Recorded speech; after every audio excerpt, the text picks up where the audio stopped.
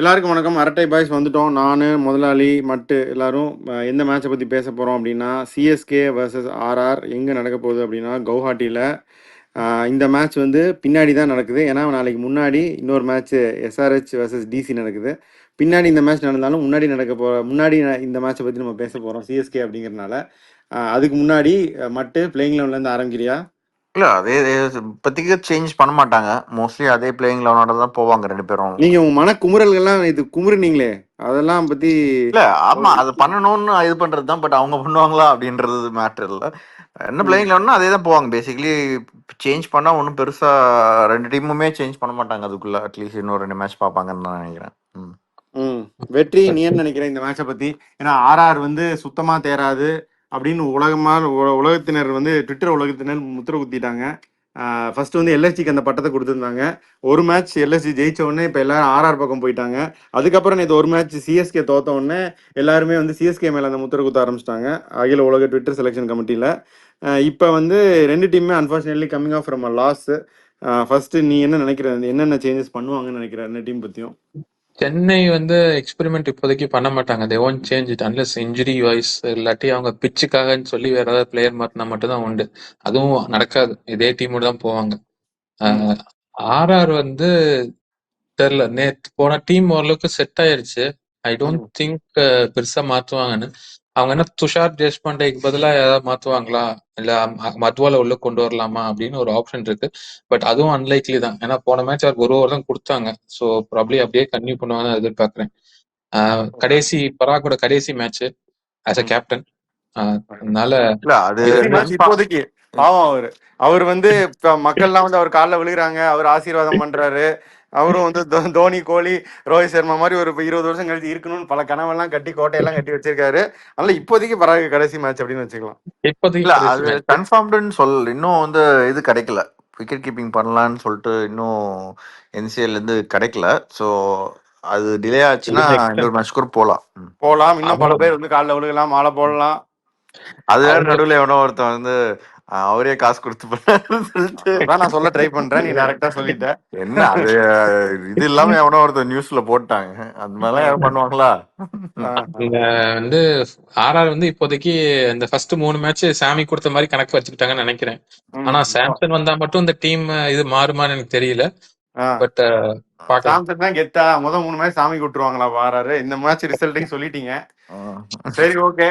Playing eleven பொறுத்த வரைக்கும் நான் என்ன நினைக்கிறேன் அப்படின்னா, CSK short turn around time, அதுக்குள்ள அவங்க டீம் மாத்துற அளவுக்கு டைம் இருக்குமான்னு எனக்கு தெரியல. மேபி ஒரு சேஞ்ச் பண்ணுனா மேபி ஹூடா அந்த ஸ்பாட்டுக்கு பதிலாக somebody like Vijay Shankar, maybe அது ஒன்று இருந்தால் இருக்கலாம். ஆர்ஆரை பொறுத்த வரைக்கும் தே மே நாட், பட் ஒரு மேட்ச் பிரேக் கொடுக்கலாம் ஜோஃப்ரா ஆர்ச்சருக்கு, கொடுத்துட்டு தே மே பிரிங் இன் ஃபசலக் ஃபரூக்கி. இது ஒரு சேஞ்ச் நான் எதிர்பார்க்குறேன். நான் இங்கிலீஷ் விளையாட மாட்டாருன்னு சொன்னேன் ஃபர்ஸ்ட் கேம். நேற்று புவனேஸ்வர் குமார் ரசிக் பலா வருவாருன்னு சொன்னேன். I think Archer may not play tomorrow and Fasalak Faruqi may play, but we never know. ரெண்டு மேட்ச் எக்ஸ்பென்சிவ் இருந்தனால ஒரு மேட்ச் பிரேக் கொடுக்கலாம் ஆர்ச்சருக்கு. தேஷ்பாண்டே வெற்றி சொன்ன மாதிரி I think Deshpande is bowling well. I think he will continue. இந்த டெக்கும் அவருக்கு, ஏன்னா இது கொஞ்சம் ஸ்லோவராக தான் இருக்கு, அதனால it should suit his style of bowling. Spinners will come in to play definitely. ரெண்டு டீம்ல இருக்க ஸ்பின்னர்ஸ்மே will come in to play. It's a question of spin versus spin தான் இங்கேயும். அதை பற்றி என்ன நினைக்கிறீங்க? ஆர்ஆரோடைய ஸ்பின் வந்து அவங்க வந்து இந்த வடிவேல் வந்து நான் அந்த சீட் நல்லா இருந்த சீட்டெல்லாம் கலைச்சி வெளியே எடுத்து போட்டு போன மாதிரி அஸ்வினையும் சாகலையும் எடுத்து வெளியே போட்டாங்க.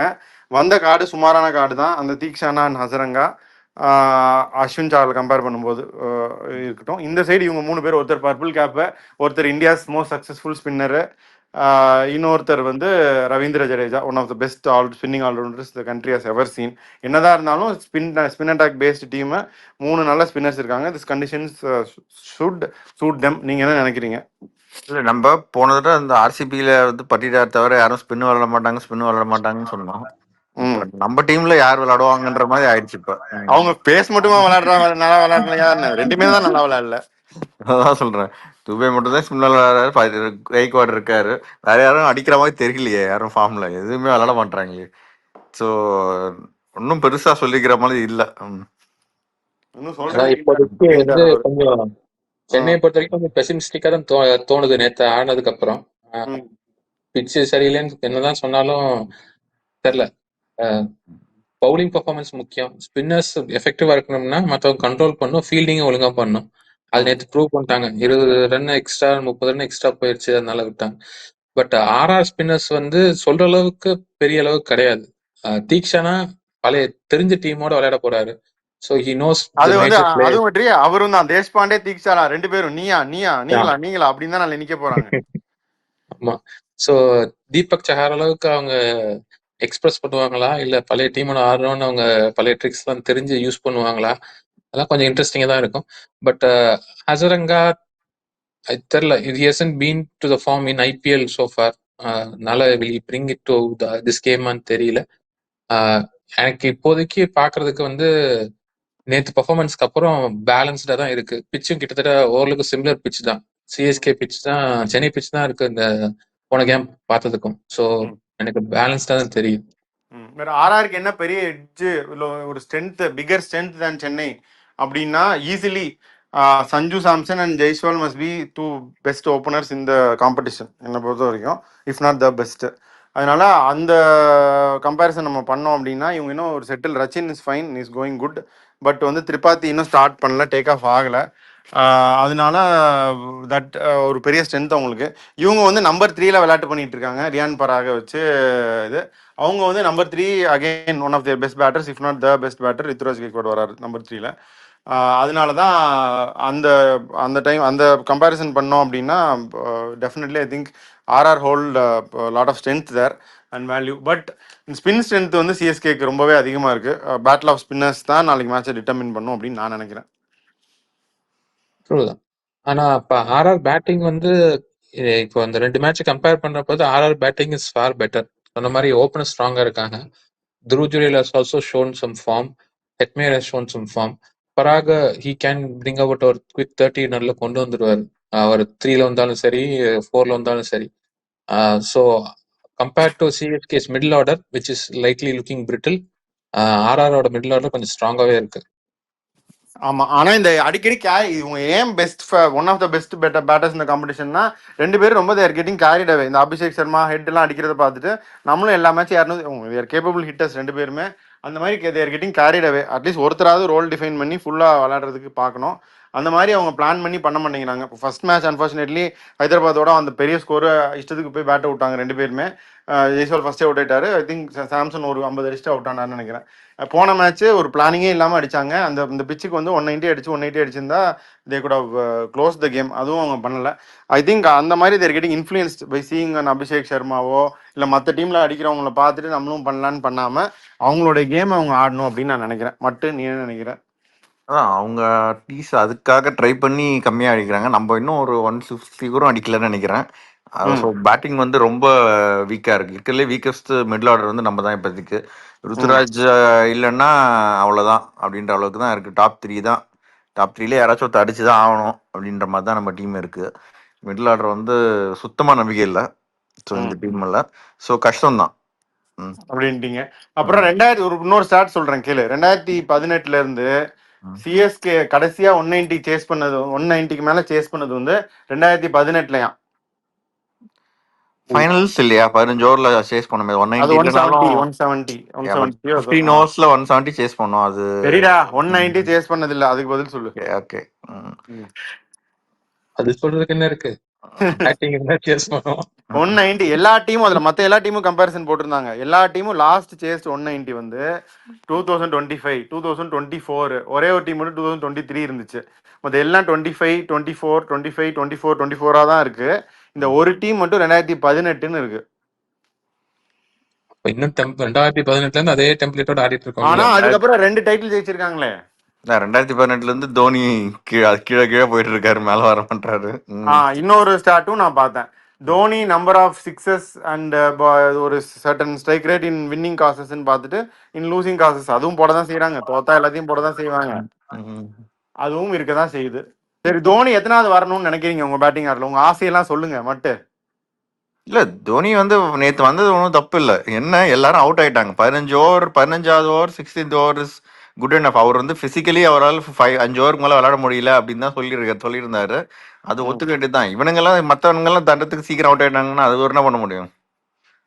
அப்ப தோனி நம்பர் 9 வர்றதுல தப்பு இல்லைங்கிறீங்க. நம்பர் உங்களுக்கு 9 ஆசை நம்பர் 8 இருக்குமே. நம்பர் 8 நம்பர் 9 நம்பர் 8லாம் பிரச்சனை இல்லை. 15 ஓவர்ஸ் மேல வரட்டும். ஃபார் 5 ஓவர்ஸ் அவரெல்லாம் விளையாட முடியுன்றாரு. 5 ஓவர்ஸ் மேல வரட்டும். பட் அதுக்குள்ள எல்லா மற்றவங்கலாம் இது போன தடவை கேவலமா அவுட் ஆயிட்டாங்க, அவ்வளவுதான். தவிர அதனால தெரியுது ரொம்ப ப்ரிடாமினா. நீங்க ரொம்ப கேவலப்பட்டுட்டு வந்திருக்கீங்க நேற்று மேட்ச்லன்னு புரியுது. இப்ப வந்து ஒரு விக்கெட் கூட போகல 15 ஓவர் வரைக்கும் அப்படின்னா தோனி 1 வந்துடணும் நீங்க ஆசைப்படுறீங்கன்னு புரியுது. வெற்றி, நீ என்ன நினைக்கிற? கண்டிப்பா. ஐ மீன் நம்ம வந்து முன்னாடி என்ட்ரி பாயிண்ட் பேசியிருக்கோம். தோனியோட என்ட்ரி பாயிண்ட் வந்து 15th over.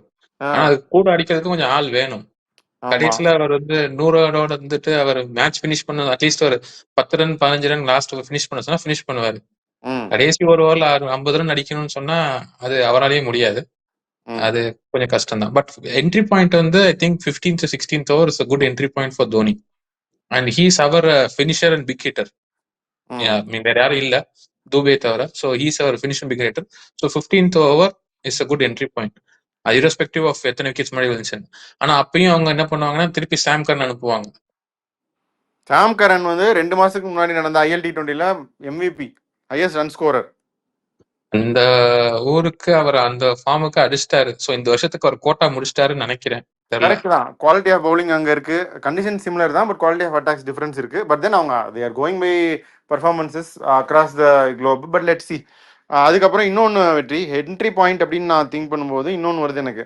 Hetmyer also batter at number 8. இங்கே ஒரு கொடுமை நடந்தா அங்கேயும் ஒரு கொடுமை நடந்திருக்கு. அதை பத்தி சொல்லுங்க. அவங்க மாத்தி மாத்தி நாங்க தான் வந்து பேட்டிங் பிக் பண்ணுவோம் அப்படின்னு. இவருங்க ரீடைன் பண்ணுவாங்களாம் 11 கோடி கொடுத்து, அப்புறம் நம்பர் 8ல இறக்கி விடுவாங்களாம் மட்டும். இல்ல அதான் அவங்க வந்து எப்படின்னாச்சு அந்த இம்பாக்ட் சபை வந்து நாங்க எக்ஸ்ட்ரா பவுலர் யூஸ் பண்ணுவோம், அதுக்காக அசரங்காவை மேல அனுப்பி சுபம் துபே வந்து உள்ள கொண்டு வரக்கூடாது அப்படின்னு ட்ரை பண்ணியிருக்காங்க. அது ஃபெயிலியர் ஆனதுனால சரி வேற வழி இல்லைன்னு சுபம் துபேக்குள்ள கொண்டு வந்துட்டாங்க. அவர் வந்து அவங்க வந்து அப்படிதான் யூஸ் பண்றாங்க. என்ட்ரி பாயிண்ட் வந்து கடைசி 5 ஓவர்ல வந்து எண்ட்ல ஃபினிஷ் பண்ணோம் அப்படின்னு. தோனி கூட நான் ஒத்துக்கிறேன் 15 ஓவர் என்ட்ரி பாயிண்ட்னா. பட் நானுமே ஆனா இன்னும் கூட வெளியே தோனி வரலான்னு இப்பவும் நினைப்பேன். பட் தென் ஹெட்மேயரும் நான் அதே தான் நினைக்கிறேன். ஹெட்மேயர்லாம் ஒரு நம்பர் 5 இல்ல நம்பர் 6 மேக்ஸிமம் ஜூரல் நல்ல ஃபார்ம்ல இருக்கனால அப்படின்னு ஃபிக்ஸ் பண்ணிட வேண்டியதானே. ஆமா, எனக்கு ஹெட்மேயர் வந்து I think they have to fix between Jurel and Hetmyer 5 and 6 மாத்தி மாத்தி அவங்க போய்க்க வேண்டியதுதான் ரெக்குவயர்மெண்ட் பொறுத்த வரைக்கும். அவ்வளவு தூரம் லோ வர்றது ஹெட்மேயருக்கு வந்து அடிப்பாரு. ஆனா கடைசியில என்ன ஒரு he needs a few balls to get settled. He cannot go bang from first ஒரு அட்லீஸ்ட் ஒரு 4-5 பால் தேவைப்படுது. ஸோ கடைசி 15 ஓவர்ஸ்க்கு கொஞ்சம் அந்த டைம்ல ஸ்டார்ட்ல கொடுத்தா கூட he can settle with a good bowler and kick off. அதனால லேட்டா வர்றது வந்து it's not good for the team as well. இன்னொன்னு வெற்றி நான் என்ன அப்சர்வ் பண்றேன்னா, ஒரு 2 வருஷம் முன்னாடி வரைக்குமே ஹெட்மேயரும் பூரானும் ஒரே லெவல் தான் இருந்தாங்க. கைண்ட் ஆஃப் இது அவரும் இந்த மாதிரி தான் பின்னாடி யூஸ் பண்ணிட்டு இருந்தாங்க. இப்போ அவர் வந்து நிறைய அந்த T10 அது இதுன்னு 1 டவுன் ஓப்பனிங்னு போயிட்டு ரோலை மாத்திட்டு வந்துட்டாரு. But Hetmyer is also very talented player, very wonderful stroke maker. அப்போ அதான் ரொம்ப பின்னாடி வர்றதுல பாயிண்டே இல்லைன்னு நான் நினைக்கிறேன். தான் அவங்க கோச்சிங் ஸ்டாஃபோட திங்கிங் தான் மெயினா. மற்ற நிறைய இதுல வந்து ஹெட்மேயரும் சில இதுல 1 டவுன் 2 டவுன்லாம் இறக்கி விடுறாங்க சிபிஎல் அந்த இடத்துலலாம். அதுல வந்து 50-50 திடீர்னு அட்டியை போட்டு விடுறாரு, திடீர்னு பார்த்தா 2வது பால் கிளம்பி வந்துடுறாரு. அதனால மேபி அவங்க வந்து சரி அவர் இங்க இந்த பொசிஷன்ல ஏற்கனவே பெர்ஃபார்ம் பண்ணியிருக்காரு, அதனால அப்படியே இது பண்ணிட்டோம் அப்படின்னு நினைக்கிறாங்கன்னு நினைக்கிறேன். கரெக்ட் தான். சரி, அப்ப யாரு ஜெயிப்பாங்க, RRஆ CSKவா? பட் நீ முதல்ல சொல்லு. இல்ல நீ சொல்ல, நீ கேள அப்படின்னு தள்ளுறீங்க ஒருத்தர். நான் சொல்றேன் CSKன்னு ஆரம்பிச்சு வைக்கிறேன். நானும் சிஎஸ்கே தான் சொல்றேன். RR பவுலிங் இன்னும் கொஞ்சம் நம்பிக்கை இல்லாம எனக்கும் இன்னும் நம்பிக்கை இல்ல. பட் அதுவும் இல்லாம பிச்சஸ் வந்து இட்ஸ் நாட் 200-190 பிச்சஸ், கொஞ்சம் கம்மியா தான் வரும். 170-180 பிச்சஸ் தான். சோ அதனால நம்ம பேட்டிங் எப்படின்னாச்சும் ஒரு 170-180 அடிங்கடா. இல்ல நம்ம பவுலிங் ஓரளவுக்கு நல்லா இருக்கு. சோ கொஞ்சம் கண்ட்ரோல் பண்ணாங்க அப்படின்னா நல்லா இருக்குன்னு சொல்ல மாட்டேன். ஐ மீன் பிரைமரி கோர் பவுலர்ஸ் வந்து நல்லா போடுறாங்க. கலீல் அஹ்மத், நூர் அஹ்மத், அப்புறம் அஸ்வின். ஓகே, ஐ மீன் ஓரளவுக்கு கண்ட்ரோல் பண்ணலாம். So slight edge to CSK தான். ஆனா ஆல்மோஸ்ட் 50-50 தான். பட் சிஎஸ்கே நீங்க வந்து மதில் மேல் இருந்த பூனையை வந்து நாங்க தள்ளி சிஎஸ்கே பக்கம் கொண்டு வந்துட்டோம் வெற்றி, நானும் மட்டும் பேசி. அதனால நீயும் சிஎஸ்கேன்னு சொல்லிட்ட. ஃபேண்டசி ஆரம்பிக்கலாம். சொல்லுங்க, நீ ஆரம்பி இப்ப ஃபேண்டசி 2 பேர். அப்போ ஜெய்ஸ்வால், சஞ்சு சாம்சன் 2 பேரும் எடுத்துட்டீங்க. சொல்லுங்க. நான் வந்து ரச்சின், நூர் அஹ்மத். ஓகே, நான் வந்து கெய்க்வாட், கலீல் அஹ்மத். நீ தான் அகமது எடுப்பியாடா? நான் எடுப்பேன்டா. வெற்றி அப்புறம் இன்னும் 2. ஜடேஜா வந்து இந்த தடவை he missed a lot of opportunities catch பிடிச்சது. ஸோ ஜடேஜா எடுக்கிறேன். கரெக்ட். இன்னொருத்தர் வந்து இவர் தூபே. தூபே அந்த பாட்டு போட்டாங்க நேற்று கிரவுண்ட்ல. ஜடேஜா ஐ ஆல்சோ ஃபீல் வெற்றி will have very good game. மட்டும் நீ இது வந்து சிவம் தூபே, ஷூபம் தூபே இல்ல, Shivam Dube for Shivam Dube. Okay okay. இது வரைக்கும் இந்த சீசன்ல அடிக்காத ரயன் பராக் பெருசா அடிப்பாருன்னு நினைக்கிறேன். அவரும் இன்னொருத்தர் I will go with Theekshana. Okay. ஏன் வந்து நீ அவன் வெற்றி அந்த தூபை எடுத்தனால நீ ஏன் இந்த தூபை எடுக்க கூடாது? அவரு உள்ளதான் அவங்க வந்து முடிஞ்ச அளவுக்கு எக்ஸ்ட்ரா பேச ட்ரை பண்ணுவாங்க. திடீர்னு அதே மாதிரி ஓப்பனிங் பேட்டிங் எடுத்தாங்கன்னா அவர் வெளியே உட்காரத்து உள்ள கொண்டு வர பண்ணுவாங்க. ஓகே. ரச்சின் ரவீந்திராலாம் எடுத்துட்டீங்களா? ஓகே சரி. அப்ப பத்திரானா விளையாடினாருன்னா பத்திரானா எடுத்துக்கலாம். எப்படியும் விக்கெட் எடுத்துறாரு கடைசியில. அதுக்கப்புறம் வனிந்து ஹசரங்கா எடுக்கலாம். ஸ்லோ பிச் தான். அவரு போரா போட்டாலும் ஒரு விக்கெட் எடுத்துருவாரு. So I pick these 2. அந்த ஸ்ரீலங்கன் பத்திரானா, ஸ்ரீலங்கன் அசரங்கா 2 பேரையும் நான் எடுத்துடுறேன். ஸோ இதுதான் நம்மளுடைய ஃபேண்டசி பிக்ஸு. ஸோ எல்லாருமே சிஎஸ்கே ஜெயிப்போம் அப்படின்னு ஒரு முறை தான் முடிவு பண்ணிட்டோம். லாகுல் வந்து வர முடியல, ஆனால் அவரோட வருத்தத்தை தெரிவிச்சுக்கிட்டார் வியூவர்ஸுக்கு. அதே மாதிரி சிஎஸ்கே தோத்ததில் அவர் இன்னும் அந்த துயரத்துலேருந்து மீளலை. அதுலேருந்து மீண்டதுக்கு அப்புறம் உங்களையெல்லாம் வந்து சந்தித்து ஆறுதல் சொல்லுவார். ஸோ ஐ திங்க் இந்த மேட்ச் வந்து 2 பேரும் 2 டீமே தோத்துட்டு வர்றாங்க. இருக்காரு. ஆமா, அவர் ஐசியூல தான் இருக்காரு. வந்து உங்களுக்கு பதில் சொல்லுவாரு. ஆனால் ஐசியூல தான் இருக்காரு. ஸோ மேட்ச் வந்து இட்ஸ் வெரி சிம்பிள். 2 பேருமே தோத்துட்டு வர்றாங்க. இந்த மேட்சும் தோத்தாங்க அப்படின்னா it take a big dent in to them. Run rate wise also confidence, strategy, planning எல்லாமே அஃபெக்ட் ஆகும் அந்த டீமுக்கு. Crucial match for both teams to get 2 points on the board. But I think CSK will get over the line. நீங்க 2 பேரும் சொன்னீங்கன்னா உங்களுடைய இறுதி கருத்துக்களை வி கேன் சைன் ஆஃப். அதான் இப்போதைக்கு கலீல் நல்லா போட்டுட்டு இருக்காரு. ஸோ அவங்க நியூ பால்ல கொஞ்சம் தான் டாப் 3 ஒரு 2 விக்கெட் எடுக்கணும். அண்ட் நம்ம பேட்ஸ்மேன்ஸ் திரும்ப கொஞ்சம் சான்ஸ் கொடுக்கணும். ஓரளவுக்கு நம்ம நல்லா பவுலிங் போட்டாலும் கொஞ்சம் ரன் அடிக்கணும். ரன் அடிக்காம இருந்துச்சுன்னா கஷ்டம்தான். இல்ல அதான் அவங்க டாப் ஆர்டர் குவைட்டா வச்சுட்டோம்னா சிஎஸ்கே ஜெயிக்கிறதுக்கு நிறைய சான்ஸ் இருக்கு. And also it should be the last chance for certain batters. இதுக்கு மேல நம்ம வந்து 4 மேட்ச் 5 மேட்ச் 6 மேட்ச் சான்ஸ் கொடுத்தோம்னா டோர்னமெண்ட் முடிஞ்சிடும். So we have to make some decisions. இந்த மேட்ச் அடிக்கலைன்னா கிளம்புங்க. ஆள் இருக்காங்க. ஷைக் ரஷீதுன்னு வெளியே ஒருத்தர் இருக்காரு. இன்னும் கொஞ்சம் பிளேயர்ஸ்லாம் யங்ஸ்டர்ஸ்லாம் இருக்காங்க. அவங்களுக்கு சான்ஸ் கொடுக்கலாம். பொட்டன்ஷியல் இருக்கு அப்படின்னு ஏதாவது தோனி ஏதாவது சொல்லுவாரான்னு பார்ப்போம். சரி, மற்றோடைய கதல்கள் ஆரம்பிச்சிருச்சு. வெற்றி நீ சொல்லிடு. ஸோ கண்டிப்பா ஒரு இன்ட்ரெஸ்டிங் மேட்சா இருக்குன்னு எதிர்பார்க்கிறோம். Hopefully CSK will win. Will be back with the review of this match soon.